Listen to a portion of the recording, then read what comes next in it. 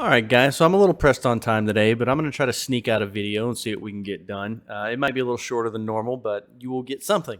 So, checking in with the 10-year, as always, we've been waiting for the reaction. What would happen when we got back to this trend line? Would we retest and break up, or would we retest and then break down?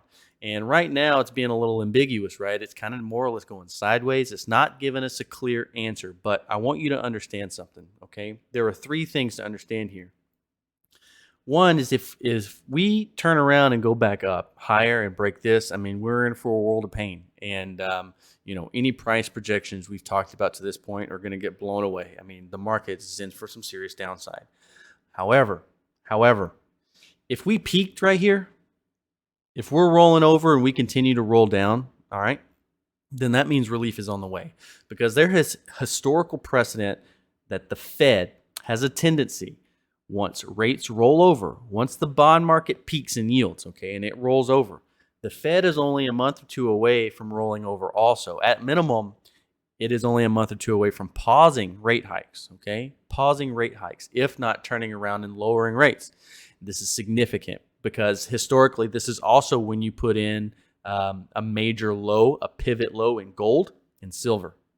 And I've been talking about for a while, and you can see it building up in the ratios, that gold is getting ready to explode on most other commodities. And I think this is a good thing. I think if you like uranium, I think if you like agriculture, I don't really care what it is, this is a good thing, right? Because gold is going to lead the way doing its job as money, as a monetary metal, okay? And gold breaks out like the way I think it is, right? And then the way the charts are setting up for all this to happen right now, okay? I'm just telling you that I think we're about to be vindicated on what we've been talking about. So we will take a quick little peek at the broad markets. Dow Jones, it had a nice wick down here, had some pretty good volume. I just want you to know that I went back in time, and I was looking at bear markets in the past. I looked at 2008, I looked at 2000, and what I found was that a lot of these bear market rallies tended to last about a month before you started putting in new lows, or starting rolling over to threaten new lows. So you get a lot of chop, but you have about a month before you risk breaking this, okay? And that's pretty much anywhere you measure, you'll find about that kind of timeline on your measurement. And I think this is pretty significant, because if we were to get a month-long rally, even if it kind of chopped sideways and not necessarily went that high, right? Let's just say it just doesn't go down. That gives us about a month, all right? Now, consider what we just talked about in the bond market, where if we peaked here, right, and this would have been last week, that we've got about a month or two before the Fed at least pauses, if not reverses course on rate hikes, okay? Consider then that in July, at the end of July, we get Q2 GDP numbers, right? And they're going to tell us officially whether or not we're in a recession, because remember, Q1 contracted. You get 2 consecutive quarters that contract, you go into a recession. All right, so let's say, hypothetically, what happens if we get those contracted numbers in Q2 and we go into a recession? Well, the Fed's going to have a hard time justifying more tightening once a recession has been made official and it's all over the news, right? I mean, it'll be the Fed's job to maintain employment at that part, right? They're just going to have to inflate this bubble. Not only that, but that gives us another month to see inflation data. And it wouldn't surprise me to see them fudge these CPI numbers, because the Fed has to print, but they need an excuse, right? They need some kind of backstop to save their credibility. Because if they start printing and everybody knows they're printing just to keep the bubble inflated, then it's going to be a credibility crisis for them, right? But if something happens out in the wild that gives them an excuse to do it, well, now all of a sudden it's not their fault. And, if they can get some kind of decent number on inflation, just one print to show that what they were doing is working, right? Even though it might be total BS, right? That will give them the narrative they need to print. And I can just see the confluence of these things playing out. It's like the stars are aligning for this. I just think that this is a good time to pay attention and just track this stuff, because I really do see things playing out our way. Now, I'm going to start with silver, and the reason why is because I really got silver wrong, all right? it dropped more than I expected to. And when I got it wrong, I did a gut check. Like, why did I get it so wrong, right? I mean, how did I miss this so badly? So I started doing more analysis on silver, and this is what I found. So this is what Wyckoff looks like when it's accumulating, okay? And don't worry about understanding all these terms. Just look at the pattern, okay? These are key areas, okay? And I wanted to show you what this looks like. Some of you guys probably already recognize this, don't you? Right? How many times have we been talking about this Wyckoff pattern, right? Okay. Now notice what it does when it breaks down below these strength test levels. It comes down and it forms a spring, and then you break up. All right. I just want to show you what's happening in silver right now. Okay. It is almost picture perfect. All right. And I made this last week on Friday. People were freaking out about silver, and I said, wait a minute. What if this is Wyckoff accumulation? All right, because you had the same pattern right here, back here, all right? And then it jumped up here. And what this is advancement, all right? So you go through accumulation, and then instead of distributing on everybody, you're building up your position, and then you advance it up to the next level. So this is kind of the next level of Wyckoff that we haven't talked about before. But I want you to understand that, this is clearly what's playing out. And if you take a look at the silver chart, we have gotten the spring so far, okay? And we are right now testing this level. And I just want you to see that if we can get a break above and come down and retest, right, then this is going to be significant. Come up, come down and retest right here, right? That's ideally what you're looking for. If we can get that, then this will confirm Wyckoff here in silver.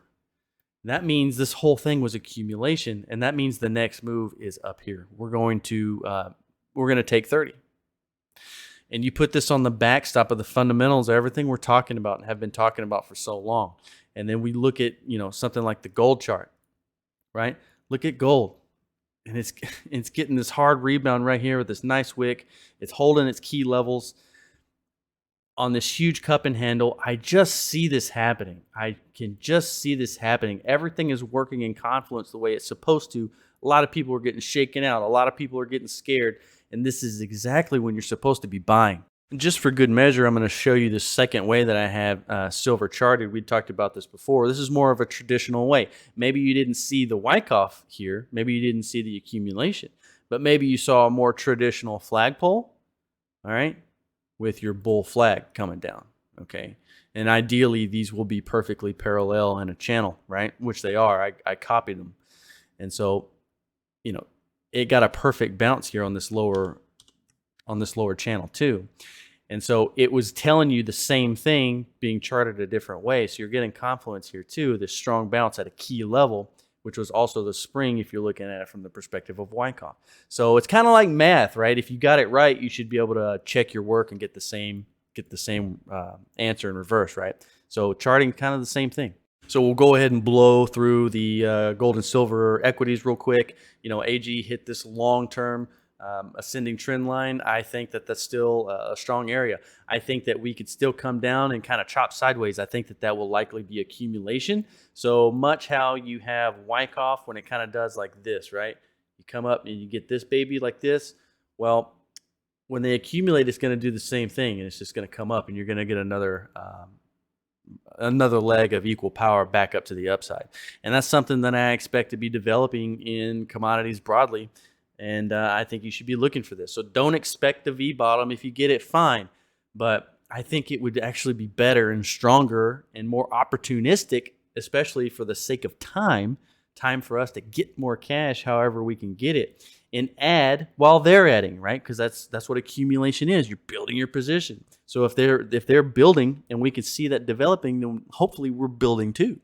GDX testing this strong level right here at the base, getting a nice bounce. I mean, it looks good. Nothing is broken yet, all right? Same thing, GDXJ.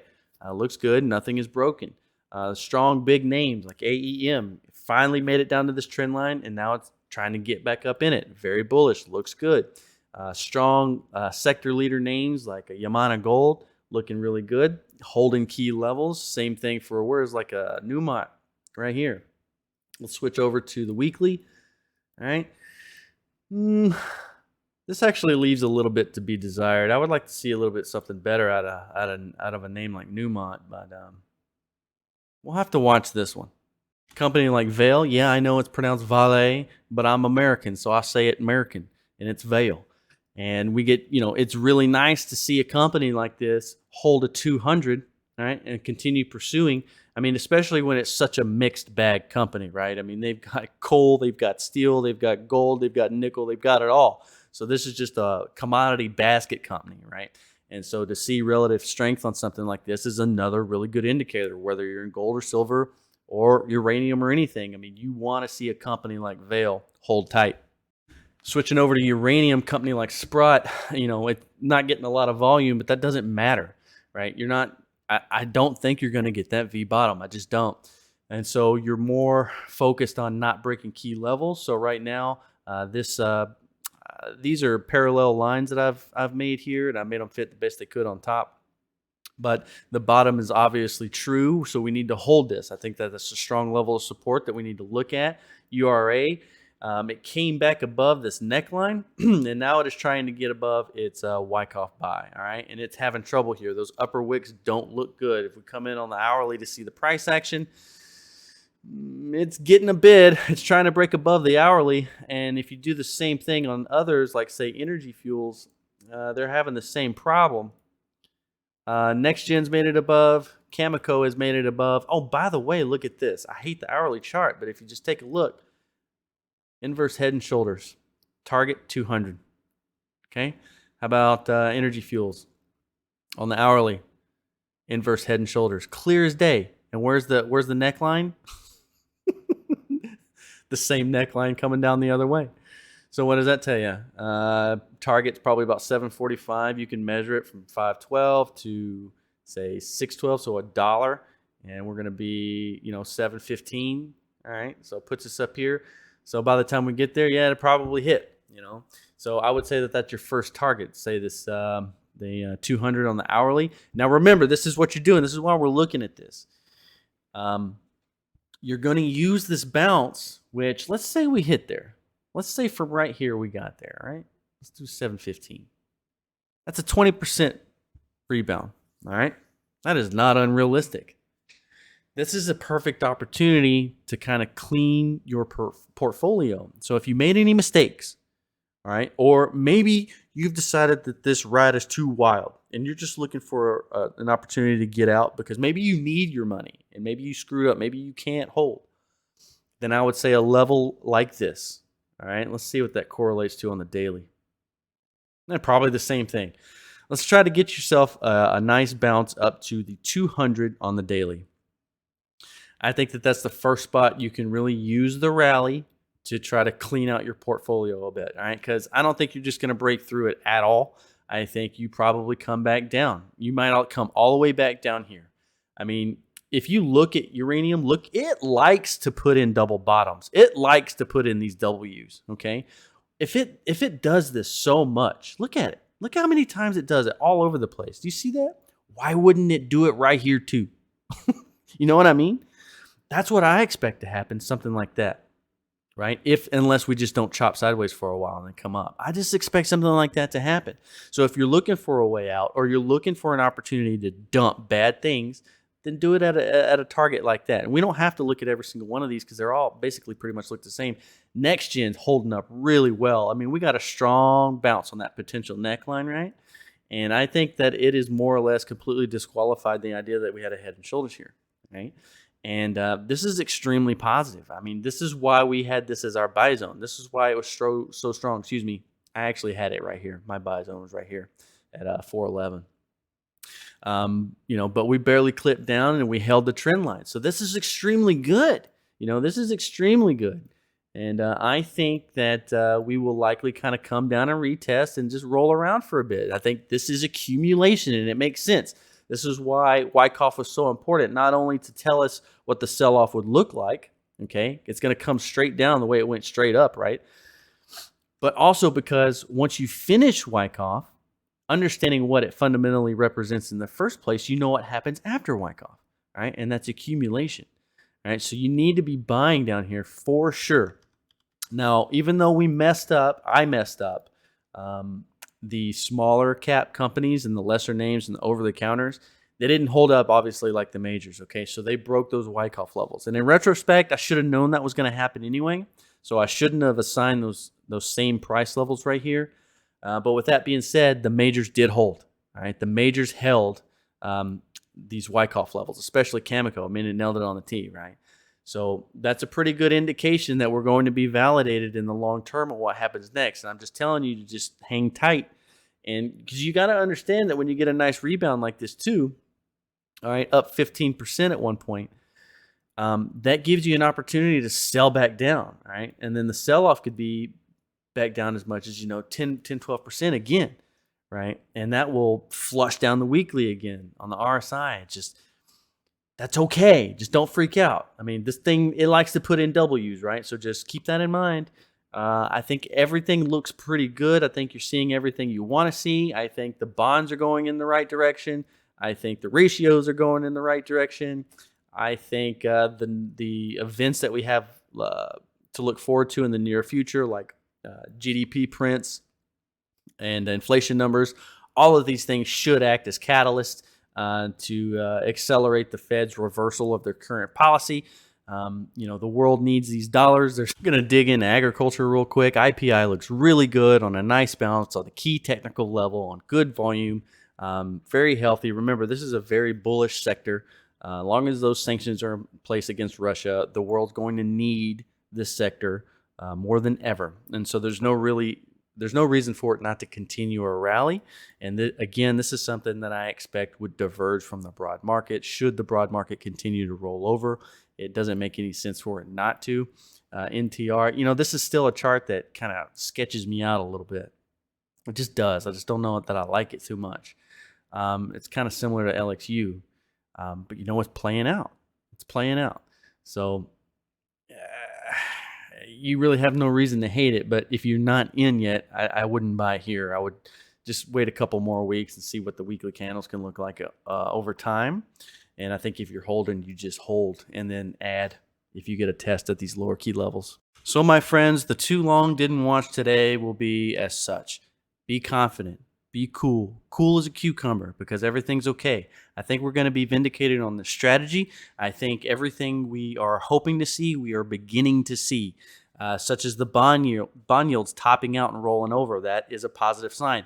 That hasn't been confirmed yet, but it looks like that's what's happening. And that, of course, infers that the Fed isn't too far away from pausing, if not rolling over on rate hikes, okay? And that historically puts a bottom in gold, that puts a bottom in silver. You can see these things. You can see the confluence of this happening in the charts. It is not that far away. You have things like the quarter 2 GDP numbers coming out in a couple of months. All of this is having confluence at the same time. I think the markets know what I'm talking about. I think that people are positioning for this.